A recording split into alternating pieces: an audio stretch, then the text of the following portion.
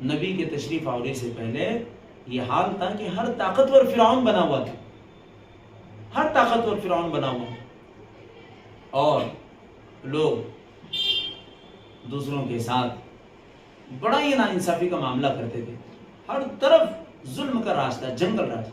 اللہ کے نبی صلی اللہ علیہ وسلم ایسے ماحول میں تشریف لائے، اور آپ علیہ السلام نے 40 سال آپ ان میں رہے۔ اس کے بعد اللہ تعالیٰ نے آپ کو نبوت دی۔ 40 سال کے بعد آپ نے جب اپنے نبی ہونے کا اعلان کیا، ایک اللہ کے توحید کا اعلان کیا، لوگ دشمن بننے لگے اور بڑا آپ کو ستایا گیا، آپ کا، آپ کے صحابہ کا سوشل بائیکاٹ ہوا، آپ کو وہاں رہنا پڑا۔ پھر اس کے بعد آپ اپنی محنت سے نہیں رکے، آپ مستقل کام کرتے رہے۔ آپ کا مشن کیا تھا؟ ایک ایک بندے کو اللہ سے جوڑنا۔ دنیا میں نبی کیوں آتے؟ حالانکہ اللہ نے یہ کام اگر اللہ تعالیٰ صرف کتاب دے کر اگر اللہ تعالیٰ چھوڑ دیتے تو بھی کافی تھا۔ کہ کتاب کس زبان میں اتری؟ عربی زبان میں۔ اور کن کے لیے اتری تھی سب سے پہلے؟ عربوں کے لیے۔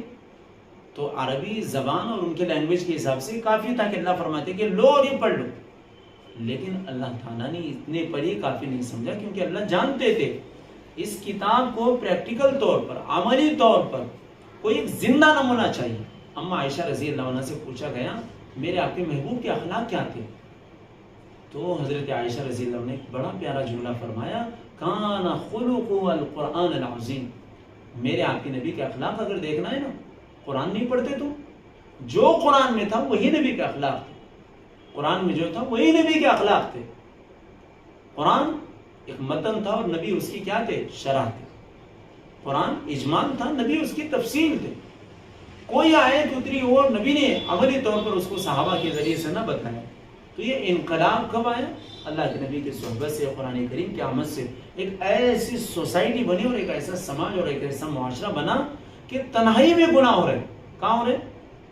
چھپ کے گناہ ہو رہے۔ آج کل تو گناہوں کے بہت موقع، ہر آدمی کیا ہے اپنے اپنے گناہوں کے اعتبار سے اتنا شرمندہ ہے کہ کبھی اگر آدمی سوچتا ہے کہ میرے گناہوں کے بارے میں میرے اگر دوست کو، میرے ماں باپ کو اگر پتہ چل جائے تو شاید میرے منہ کی طرف نہ دیکھے۔ اللہ کی بہت سی صفتیں، رحمان ہے، رحیم ہے، خالق ہے۔ ایک صفت اللہ کی ستار ہے۔ اللہ کی صفت کیا ہے؟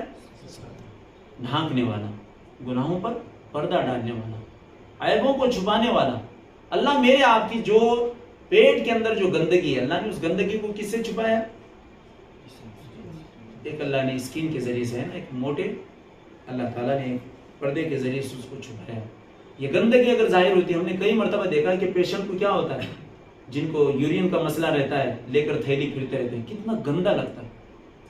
اللہ کا شکر ہے کہ وہ ساری چیزیں اپنے اپنے وقت پر نکل رہی، جسم ان کو سب کچھ اپنے اپنے طور پہ کیا کر رہا ہے، ڈائلیسس ہو رہے ہیں، سب کچھ نکل رہا ہے۔ کبھی اگر پیشاب رک جائے تو آپ ان لوگوں کو پوچھو جن کا شوگر کا کیا ہے لیول بڑھ جاتا ہے اور جسم کے اندر پیشاب اسی